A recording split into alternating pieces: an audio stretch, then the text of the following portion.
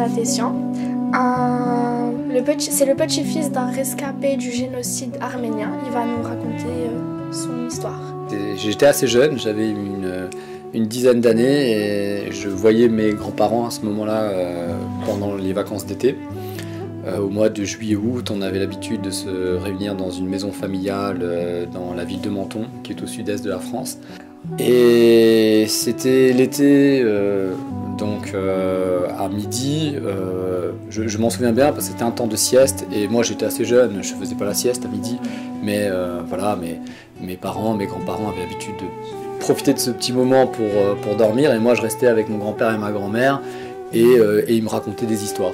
Mon grand-père aimait bien me raconter des contes, des choses comme ça et j'aimais beaucoup l'entendre parler et puis c'est dans un de ces moments-là que au lieu de me raconter un conte comme d'habitude, eh bien, il m'a parlé de ses souvenirs de jeunesse, de l'Arménie et de comment il est arrivé en France en fait.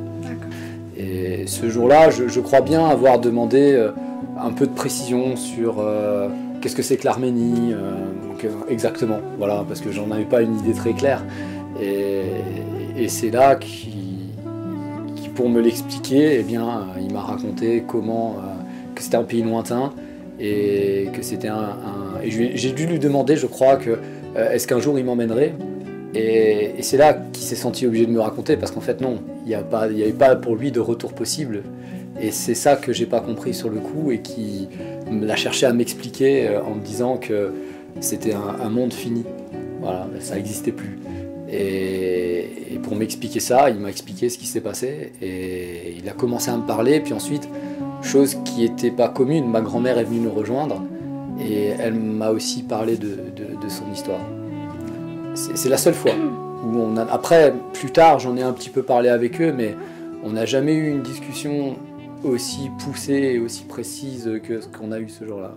Au bout d'un moment, je me souviens d'avoir décroché de ce qu'il me disait, d'avoir simplement regardé par la fenêtre. Et c'était midi, en Provence, à midi, il y a un soleil très fort et c'est très calme, enfin, on n'entend pas grand-chose, à part les bruits d'une ville en été, c'est-à-dire des rires, les mouettes, une ambiance très très apaisée en réalité. Et je me souviens avoir ressenti un grand trouble entre le calme paisible de cette journée et les mots que j'étais en train d'entendre. Et c'est comme si en fait le monde avait pas vraiment de sens en fait. Je me disais comment c'est possible que... Parce que mes grands-parents en plus, en me racontant ça, ils ont pleuré. Et voir mes grands-parents pleurer, je crois que c'est pour ça que j'ai tourné les regards, parce que j'étais gêné, je savais pas comment les regarder, comment je devais réagir. Et en détournant les yeux et en me reconnectant sur le monde et ce qu'il était, ça me semblait tellement étrange que mes grands-parents, qui étaient des êtres que j'adorais, qui étaient gentils, aient pu subir une chose pareille dans un monde qui me paraissait jusque-là être un monde... Enfin, j'avais pas une grande connaissance à 10 ans de ce qu'était le monde et de ce qu'il pouvait y en avoir, mais j'avais l'impression que tout se passait plutôt bien. Mon impression première a été, en fait, les monstres existent. Je me souviens d'avoir pensé ça. Je me souviens même pas d'avoir posé la question du pourquoi, en fait. Peut-être que je l'ai posée, mais c'était pas la question qui me paraissait être la plus importante. Pourquoi c'est arrivé? Ça peut paraître bizarre de dire ça comme ça, en fait, mais... ce qui m'a plus frappé, c'était tout simplement que ce soit possible. Et à vrai dire, peu importe la cause, parce que je voyais même pas... à vrai dire, rien qu'en posant pourquoi, c'est comme s'il pouvait y avoir une bonne raison. Et cette question ne m'est même pas venue à l'esprit, parce que je savais d'entrée de jeu qu'il ne peut pas y avoir de bonnes raisons. Donc, c'est pas vers ça que je suis allé. Je me suis juste demandé comment on en arrive à ce que... des gens qui ont fait ça à mes grands-parents avaient une famille, ils avaient des enfants, ils aimaient des gens. Et comment des gens, finalement, qui sont capables d'amour avec les leurs, sont capables de faire ça à d'autres gens. Voilà. Ça m'a mis en colère parce que je me souviens qu'à partir de là, j'ai cessé de croire immédiatement dans les adultes que j'avais en face de moi. J'ai le souvenir très net d'entendre ma grand-mère employer des mots et me raconter les violences qu'elle a vu subir sur sa famille. Et Entendre les mots de ma grand-mère, ça a été un choc. J'arrivais pas à comprendre comment c'était possible de continuer à vivre après ça. Ça m'a longtemps travaillé, le fait cette rapidité avec laquelle la banalité du quotidien peut être anéantie par la soudaineté de la brutalité. Et votre grand-mère, elle a perdu des proches? Elle a perdu sa tante, qu'elle a vue mourir devant elle, une de ses sœurs de sa mère. Un de ses frères aussi qui a été enlevé. Elle n'a jamais revu son frère, mais sans doute que lui a grandi sans jamais savoir d'où vraiment il venait. Elle m'a pas trop parlé de la déportation.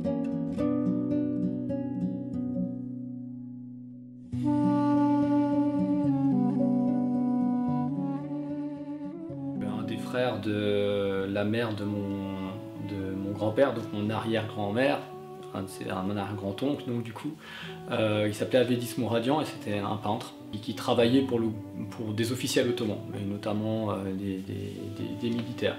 Le père de mon grand-père était aussi lié à l'armée puisqu'il fournissait l'armée ottomane en bois.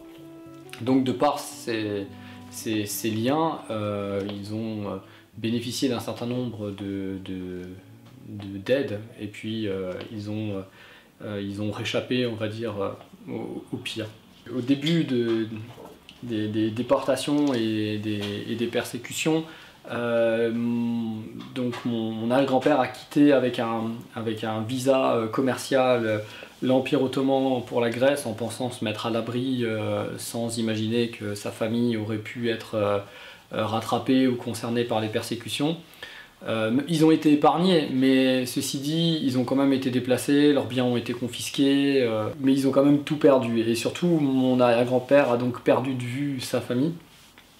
Et après la guerre, quand il était devenu clair qu'il serait plus possible de retourner dans ce qui était en train de devenir la Turquie, et puis l'Empire ottoman, les gens comme mes arrière-grands-parents se sont retrouvés apatrides. Parce que la République turque ne reconnaissait pas leur nationalité. Et il a attendu que des bateaux arrivent, et le bateau qu'il a finalement pris était un bateau qui était en partance pour Marseille, et sur lequel il y avait le reste de sa famille.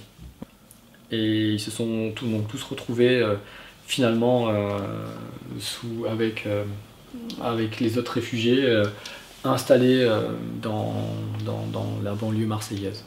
Il a toujours été soucieux de montrer qu'au final c'était la vie qui l'emportait.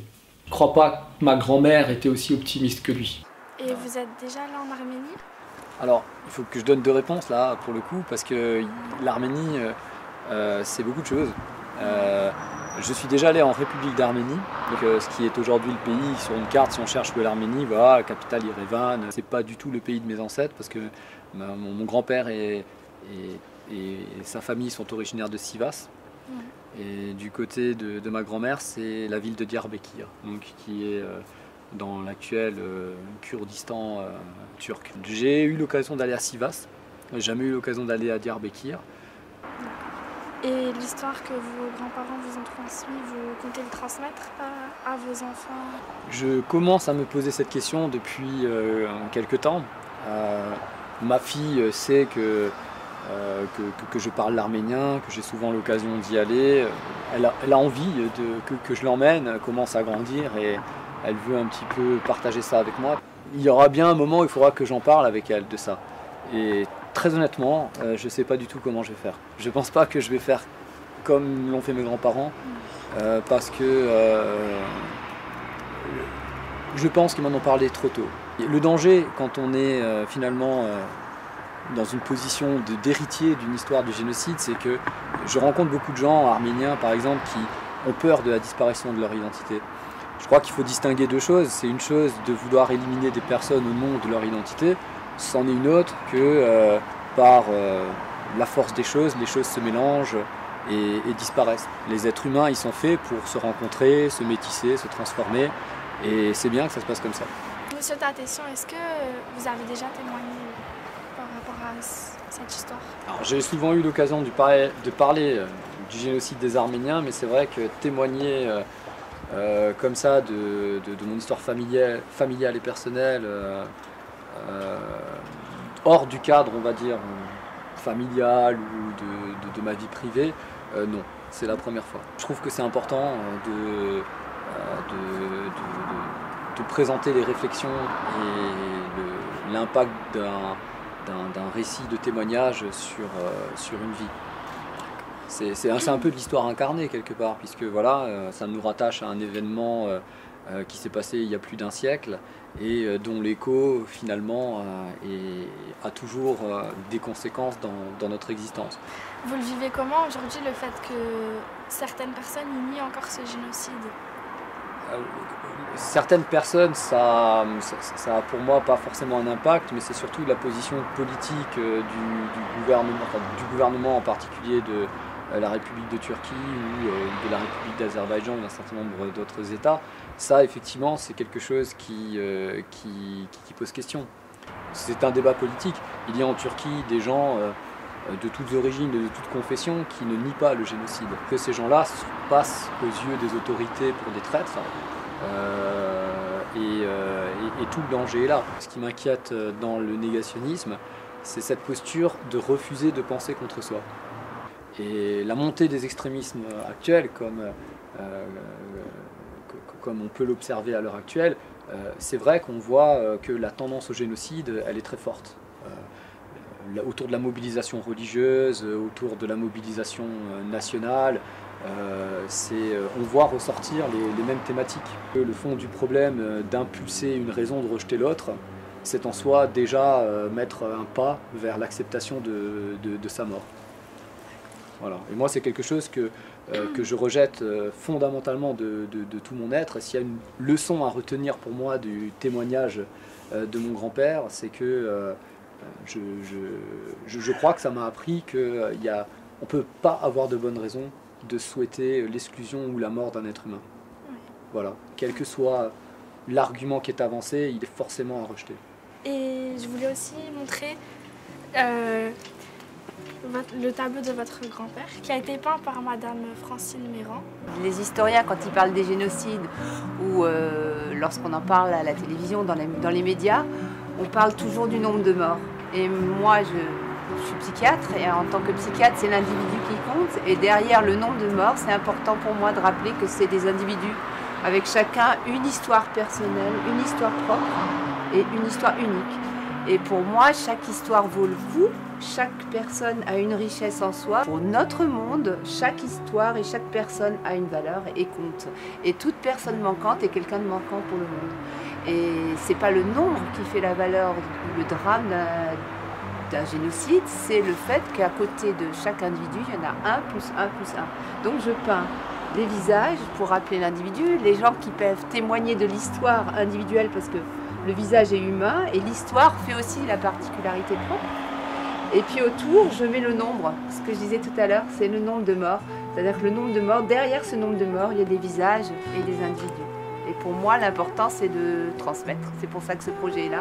Le projet il est là pour transmettre et je trouve que la transmission, elle passe par les générations comme M. Tatessian qui transmet l'histoire de sa famille, les descendants et puis les jeunes qui entendent et qui vont forcément transmettre et peut-être être un peu plus vigilants dans leur vie future. J'espère que ça vous servira et que ça servira aux autres pour être plus vigilants, pour se dire que chaque vie vaut le coup et comme Nicolas Tatessian le disait tout à l'heure, rien n'autorise à ce qu'on détruise une vie.